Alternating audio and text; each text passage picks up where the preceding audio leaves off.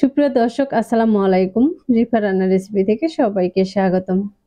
আজ আমি আপনাদের সাথে শেয়ার করব খুবই মজার একটি ইফতারের রেসিপি। এই রেসিপিটি একবার বানালে রোজ বানাতে মন চাইবে, এতটাই মজার হয় এই রেসিপিটি।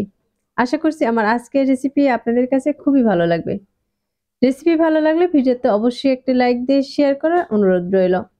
আর রেসিপিটি কেমন হয়েছে তা কমেন্টে লিখে জানাতে ভুলবেন না। তাহলে আর কথা না বাড়িয়ে এবার চলে যাচ্ছি মূল রেসিপিতে।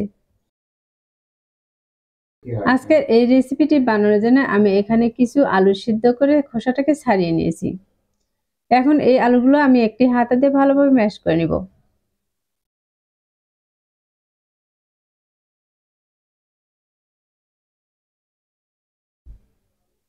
আপনারা চাইলে কিন্তু এই হাতার পরিবর্তে হাত দিয়েও আলুগুলোকে খুব সুন্দর করে ম্যাশ করে নিতে পারেন।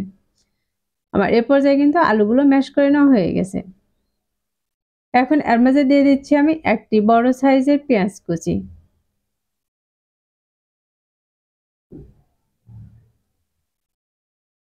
আর দিয়ে দিচ্ছি একটি গাজর কুচি, দিয়ে দিচ্ছি কয়েকটি কাঁচামরিচ কুচি, আর এখানে দিয়ে দিচ্ছি একটি টমেটো কুচি, নিয়েছি কিছু ধনিয়া পাতা কুচি। এখন এর মাঝে দিয়ে দেবো স্বাদ মতো লবণ, তার সাথে দিয়ে দিচ্ছি আমি 2 টেবিল চামচ পরিমাণে কর্নফ্লাওয়ার, দিয়ে দিচ্ছি লাল মরিচের গুঁড়া 1 চা চামচ, আর দিয়ে দিচ্ছি হাফ চা চামচের মতো ধনিয়া গুঁড়া, আর এখানে নিয়েছি আমি একটি চাট মশলা। এই মশলাটা দিলে কিন্তু এই পকোড়াগুলোর টেস্ট অনেকটাই বেড়ে যাবে, তাই এই মশলাটা কিন্তু অবশ্যই দেওয়ার চেষ্টা করবেন। এখন সবগুলো উপকরণকে আমি হাত দিয়ে ভালোভাবে মিশিয়ে নিব।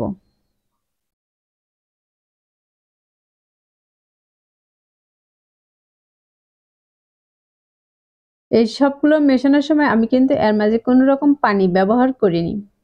এই আলুটা দিয়ে কিন্তু এগুলো মাখানো হয়ে গেছে, আর দেখতে পাচ্ছেন এটা কত সুন্দরভাবে আমি মাখিয়ে নিয়েছি। এখন এগুলোর জন্য আমি আরেকটি ব্যাটার তৈরি করে নিব। তার জন্য একটি বাটিতে দিয়ে দিচ্ছি হাফ কাপের মতো ময়দা, আর দিয়ে দিচ্ছি হাফ কাপ পরিমাণে পানি। আমি পানিটাকে একটু একটু করে দিয়ে এখানে ঘন একটি ব্যাটার তৈরি করে নিব।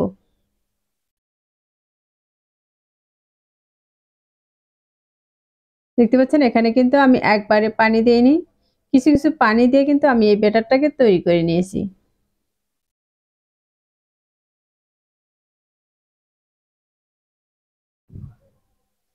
এখন এটাকে আমি সাইডে নিয়ে নিচ্ছি, আর এখানে নিয়েছি আমি 1 কাপের মতো চিরা। এখন এখান থেকে আমি কিছু আলুর পুর হাতে নিয়ে নিব, আর হাত দিয়ে খুব সুন্দর করে মুড়িয়ে মুড়িয়ে গোল করে নিব। আমি এটাকে কিন্তু গোল করে নিচ্ছি, আপনারা চাইলে কিন্তু বিভিন্ন শেপে করে নিতে পারেন। এখন এটাকে আমি এই পাতলা ব্যাটারের মাঝে দিয়ে দিব, এন্ড ব্যাটার থেকে উঠিয়ে এটাকে আমি এই চিরার মাঝে দিয়ে কোট করে নিব। আমি এই পকোড়াটার গায়ে কিন্তু খুব সুন্দর করে চিরাটাকে লাগিয়ে নিয়েছি।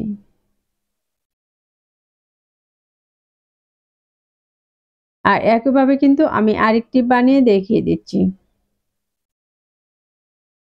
আমি আরো কিছু আলুর পুর হাতে নিয়ে এভাবে হাত দিয়ে চেপে চেপে একটু গোল করে নিয়েছি। তারপর এই ব্যাটারের মাঝে দিয়ে চতুর্পাশে খুব সুন্দর করে ব্যাটারটাকে লাগিয়ে নিয়েছি। এরপর এরপুর চিরা দিয়ে খুব সুন্দর করে কোট করে নিয়েছি। আমার এটাও বানানো হয়ে গেছে, আর একইভাবে কিন্তু সবগুলোকে বানিয়ে নিয়েছি। এই পকোড়াগুলো ভাজার জন্য চুলায় একটি কড়াইয়ে তেল দিয়ে তেলটাকে গরম করে নিয়েছি। এখন এই গরম তেলের মাঝে আমি এই পকোড়াগুলো এক এক করে দিয়ে দিব। এখানে যতগুলো দিয়ে ভেজে নেওয়া যাবে আমি ততগুলোই দিয়ে দিব।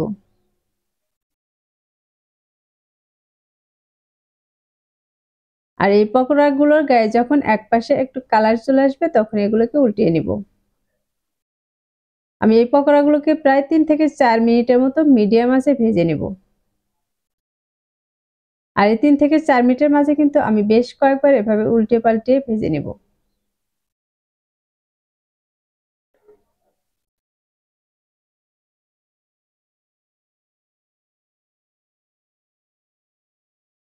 এই পকোড়াগুলো কিন্তু আমি বেশ কয়েকবার উল্টে পাল্টে ভেজে নিয়েছি, আর ভাজার পরে দেখেন এর গায়ে কত সুন্দর একটি কালার চলে এসেছে। আমার সবগুলো পকোড়ার গায়ে কিন্তু খুব সুন্দর একটি কালার চলে এসেছে। আমার এই পকোড়াগুলো ভাজা হয়ে গেছে। এখন এগুলোকে একটি ছাঁকনি দিয়ে আমি তেল ঝরিয়ে উঠিয়ে নিব।